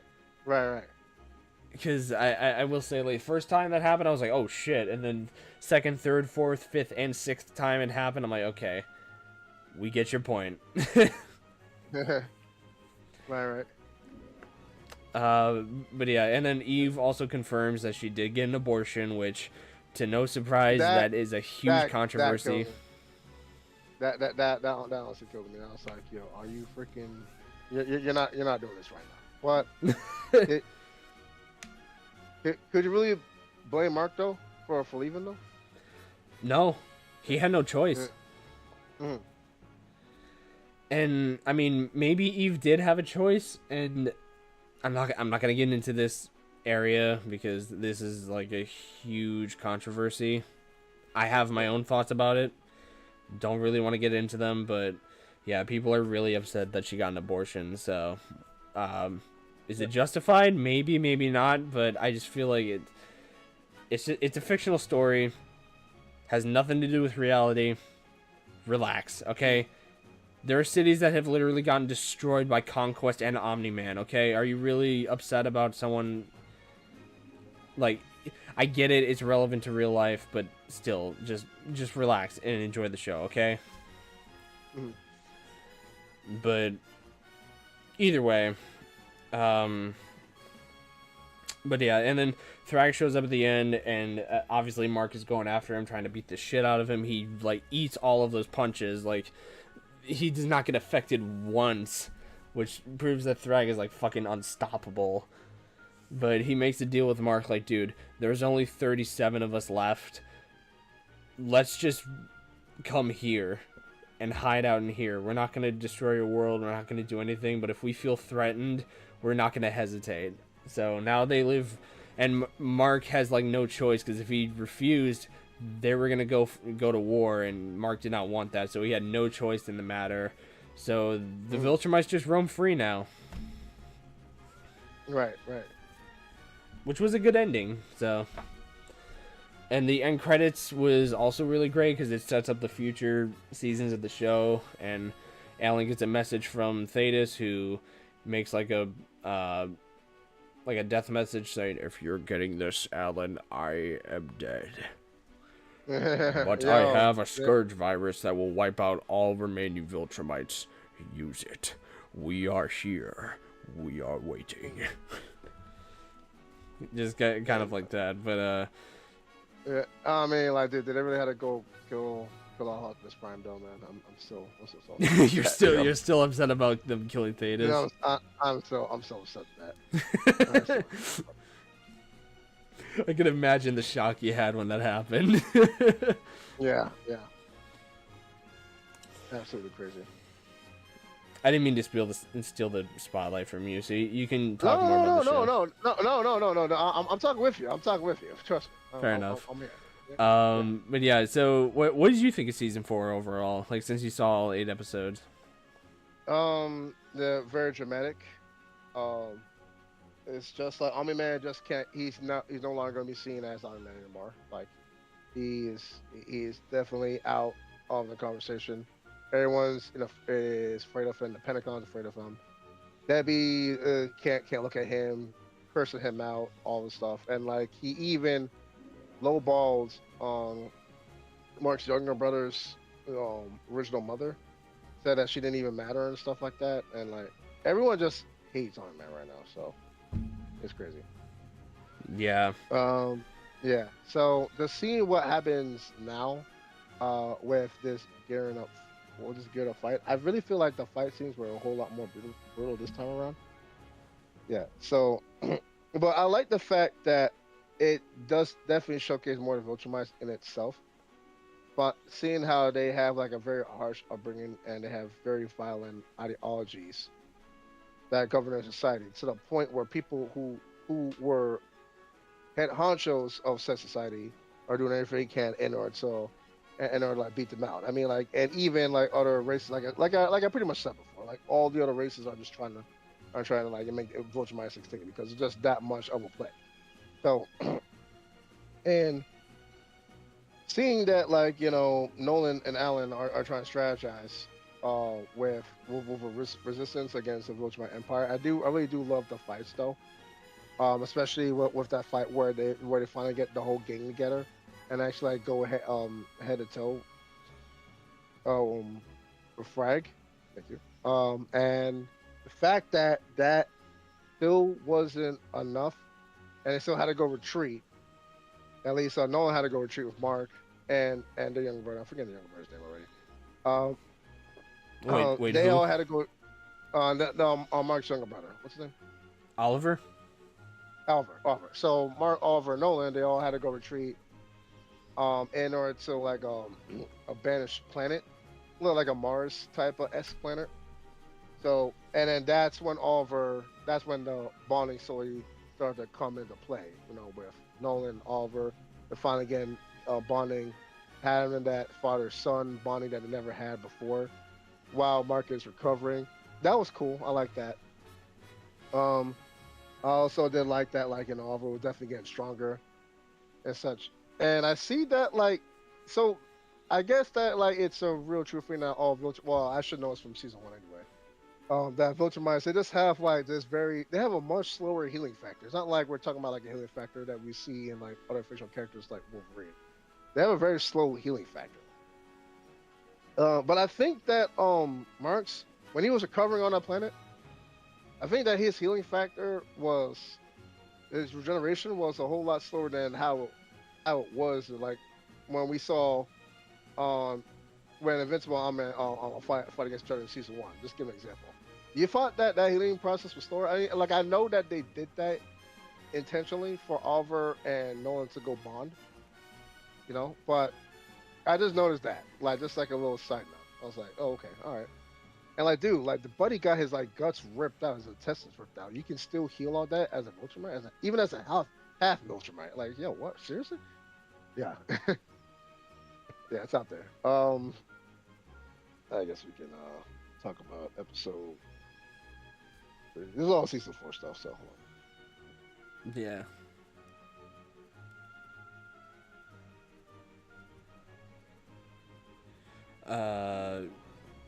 We talked about you talked about like the first few episodes, right?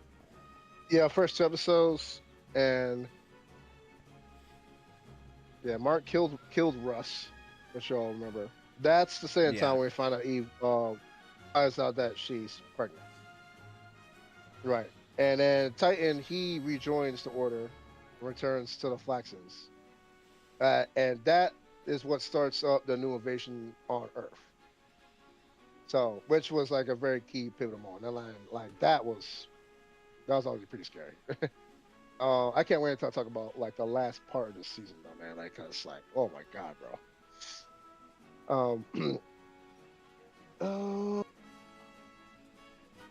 So we know about the Guardians of the Globe, right? And they come here and they try to reason with Mark, but they have different opinions on whether they actually made the right choice. Well, with the Guardians of the Globe, they're heroes of the Earth, right? Mark he's dealing with the fact that he killed somebody. Yeah. So, and we all know that like in superheroism, at least with that code, that moral code, the standard, yeah, heroes don't kill.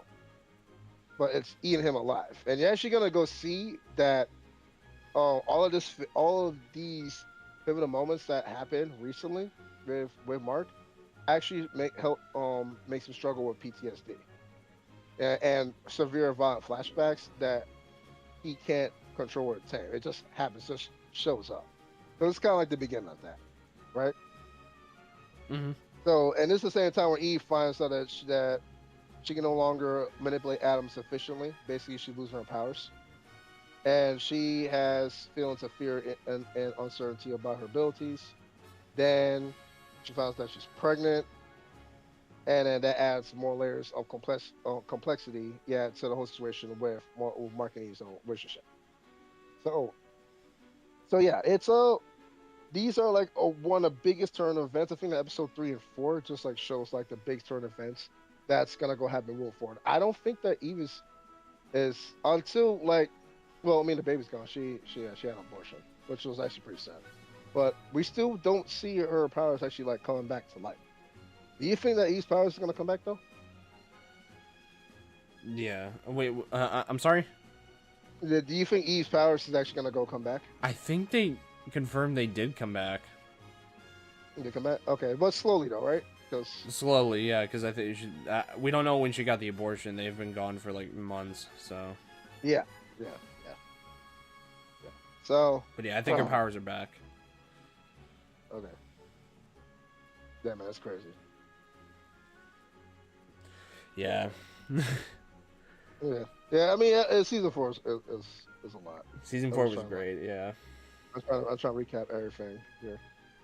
Oh, okay. Episode 4 was like the demonic episode with Volcarona. God, I hate that. Um, That's the that exact episode reason was why. crazy. Yeah. That's the exact reason why I don't like. I don't put season 4 above season 1. Is just from that episode alone. Yeah, that was kind of weak sauce. I thought they were actually gonna do like something special with the Underrealm. They later called the Underrealm. Yeah. All right. Right. I Yeah. mean, they make sense, but it has no emphasis. If you know what I mean. No oomph.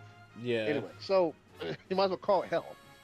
Yeah, basically what it was. Yeah. So, yeah, I mean, I think we can skip this one. This is definitely like one of the weakest of the season 4 episodes, if not the weakest, because even the episode knows that with this episode, it was even starting to like break down in its own self. It's like even Mark was kind of like questioning why characters acted the way how they did. Right. So Yeah. when he's with Damien, easily asking questions like, then why does your helmet always appear and then disappear when you have to go talk? Like, what's the point of that? I mean, like, bro, I'm looking at this.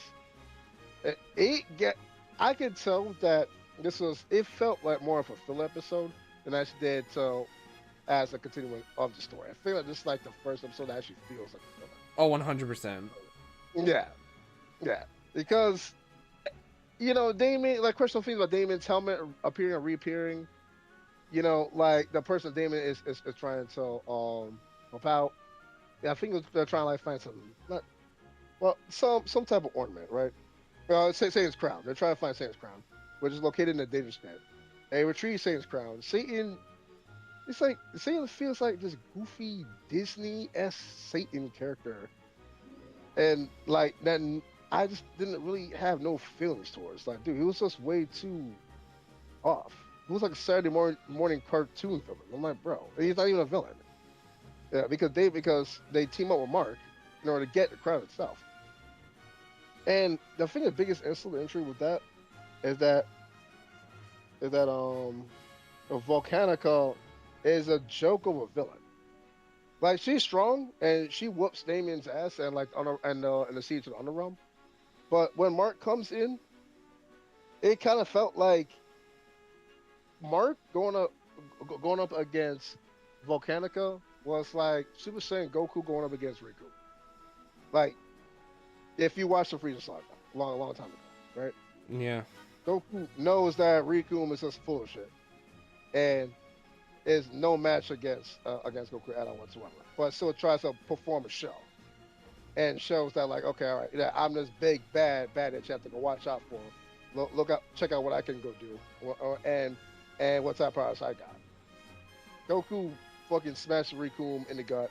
Riku pretty much dies from one punch. Right. I feel the same way, Mark and Volcanica. Because Mark literally goes up to Volcanica and literally just wrecks her shit. And then she keeps reappearing, wrecks her shit again, reappearing, wrecks her shit again. And then until the point where Mark finally freaking kills her. Killstar. Sorry. So I'm like, I don't know, man. I just feel like this episode was just like weird. It was just, it felt too filler, felt too nonchalant. I don't know, man. Yeah, there was like a hard pass for me, like easy pass. Yeah. You want to talk about episode 5? Yeah. Episode 5, 6, and 7 are the best ones by far. Mm-hmm. And what is your favorite of the 3? And what was your favorite action scene of the 3? Was it the one where Thaddeus actually fights Mark? That one no, that already happened.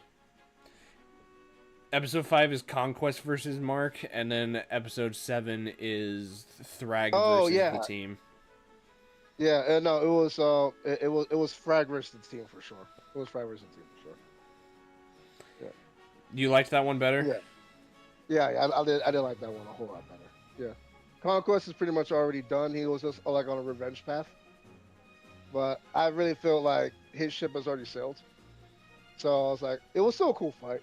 And it was to a point where we actually almost thought that Oliver was going to go die at one point.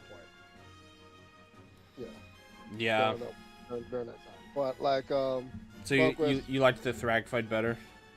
I like the Frag fight much better. Yeah, for sure. Mm. Yeah, for sure.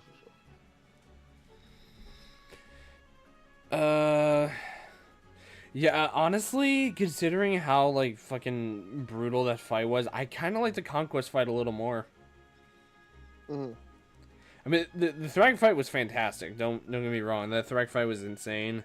But I feel like as a whole, I really, really enjoyed that Conquest fight because it got me on the edge of my seat. I really just enjoyed how brutal it was because it was literally just 2 Titans going at it and only one of them survives. Like, they're just trying fucking everything. Like Conquest is like fucking trying to break ribs, trying to punch his face out, even going as far as ripping Mark's guts out. And Mark has not let go once, not even like a slight twitch in his fucking fingers. Like, he had that shit like on like a fucking snapping turtle. It was crazy. Oh, actually, yeah, that had a lot more substance and violent obscurities than the Frag fight. I think that the Frag fight just was like a stepping stone to all of the coalition actually understanding what type of front they're actually going up against. And even though Frag wrecks all this shit, you know, it was just like a sample of his power and what he can actually freaking do. Frag is a fucking problem. He's out of here. But the Conquest fight, I see what you're saying now. Conquest fight, how it ended. Mark literally grabbing his neck to like no avail, to like he didn't even, he wanted to snap that shit so fucking bad. Like he was grabbing that thing for dear life, man. Mm-hmm. It was freak. Yeah. So yeah. Oh yeah. Yeah. You know what? I think the Conquest fight it does edge out the Frag fight because the Frag fight, it was a fight, but it was just more of just like a exhibition, just to go show you how powerful Frag the Super Villain really is. So yeah, this right here was an actual fight from start to finish. So yeah, I think that you're right that the Conquest fight has the Frag fight beat. Yeah.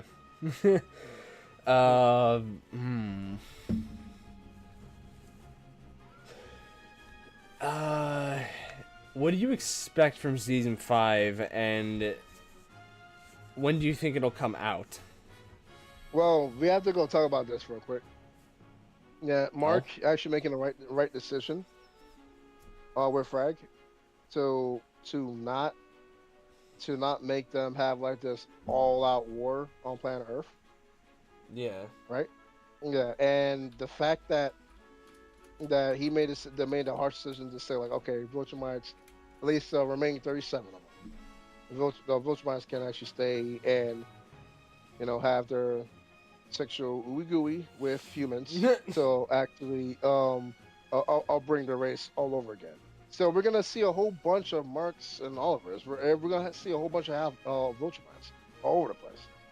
But Frag did say this. So like like Mark is a shining example that Vegemite can still survive and thrive. So yeah, it's gonna be really weird though, because I want to go see. Like, I know that like he basically had a truce, and spared the lives of all people on Earth and the Viltrumites themselves. I really feel that's what he really could do because as the Guardians of the Globe, are they really gonna be able to be strong enough to fight all these Viltrumites? Mark struggled with one, Conquest, and he almost died twice. So Right? let me just say this. So the original Guardians of the Globe they didn't really hold their own against Omni-Man, and they were like the most powerful ones of the group. Do you really think the new group has a chance? No, I don't think so. I don't think so. No. And I think that that's what Mark realized, especially with the obviously that Eve was dealing with her complications, and because of the fact that he had also all those triggers of PTSD, he just didn't want to go see those violent triggers actually be reality. He can't do it. He doesn't want no more bloodshed. He doesn't want no more war or anything like that. Right. So I feel like this was actually like the best decision that he made. I'm just very curious to see like how the Viltrumites and humans are actually going to go interact. But we do see that they're blending in pretty well. Yeah, from what we see from like those what if, those what if scenes where we see like certain Viltrumites like they're actually interacting with humans and like them being part of their daily lives. We do see like a snippet of that, but I don't know what is to come for what happens next. Well, actually, we do. Alan's gonna go come to Earth, with the Scourge virus and try to wipe out the rest of the 37 Ultramites that's on Earth. But I really feel like it's probably gonna have a conflict between Mark's decision and Mark himself and Frag against Alan the Alien and him and his new leadership over with the coalition, right? So, because he must finish what Optimus Prime started, right? So, I really feel like we're gonna go see that. But I don't know. I think it's gonna cause like one big conflict between Mark and Alan, and they might just even fight each other. Who knows? Yeah. There's gonna be a lot of crazy shit. Yeah, We'll have to see. everyone still hates Nolan, so yeah. Everybody hates Nolan's guts. Everyone from Pentagon hates Nolan's guts. Even the dude like who always did Nolan's a superhero outfit, right? It doesn't see him as a superhero no more, so he can't help him. Yeah. Hmm. Yeah, it's great stuff. Yeah. Yeah. Yeah, I'm really excited to see where they go. Where they go with season 5, because Thrag has proven to be the best villain in the entire show, because he's not only honorable as hell, he actually cares about the Viltrumites a lot, and he would do anything to keep them alive, because there's literally only like a small fraction of them left. Like, Conquest is dead, the entire race is dead, there's only like very few, including him. So it's like he's a leader that wants to get shit done, and he's kind of an asshole, but he's also noble and like willing to make peace and truces and stuff if necessary, and he's proven to be a good leader. So very excited to see where they go with Thrag and all that, and just everything. Yeah, for sure.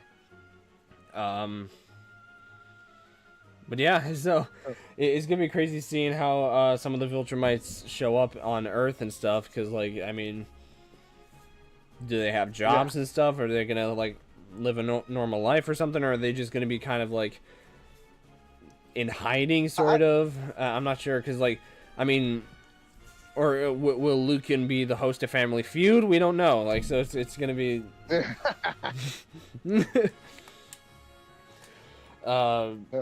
But yeah, so it's a very interesting season coming up, so I'm very looking forward to next year. It is coming out in 2027, and voice acting is complete, so that's good to know. Okay, cool. Yeah, for sure. So yeah, you excited for season 3? Or season 5? Fuck. Yeah, for sure. Yeah, I love Invincible in general. Yeah. Me too. Yep. Yeah. Oh yeah. I love Invincible in general, so I can't wait for season 5 for sure. Yeah. Yeah, I think that's about it. Right? Yep. Yeah. I think that's it. Mhm. Okay. Yeah. All Good talk, right. good talk. Yeah, it was a very good talk. We had a lot to talk about, but it was good. Yeah, for sure. It is not showing up. Cool. Discord, can you please work for once? The fuck? Okay, there we go. All right, so that is the end of the podcast. Thank you guys so much for listening in, including that asshole that shows up. But yeah, so thank you guys for watching. I will see you guys probably tomorrow for Smash Bros, but if not, I'll let y'all know. This went on for a little longer than I wanted to. I gotta get some sleep because I'm fucking tired. Expect a podcast next week. We're gonna be wrapping up Born Again and Darth Maul. There's gonna be our two main focuses next week, so get caught up on Daredevil and Darth Maul if you haven't already, because that's basically going to be 90% of the podcast. And also, I'm going to be watching Michael Jackson tomorrow, so I'll be doing a review on that. Hell yeah, JM. But yeah, so I'll be... Yeah, actually, yeah, no, we got our 3 topics. So yeah, it's going to be Michael Jackson, and then wrapping up Darth Maul and Daredevil. So yeah, get caught up on all those if you want to listen in and participate. So... Ralph. So yeah, I hope you guys enjoyed it. Thank you all for listening in. Like I said, be sure to like, comment, and subscribe if you haven't already. Let us know what you thought about the episode. And I will see you guys next week for episode 77 and tomorrow for Smash Ultimate at 10:30 EST. So see you guys then. Have a good one, guys. Somebody. And thank you as always, Jump, for showing up. Okay, all right. See y'all later, man.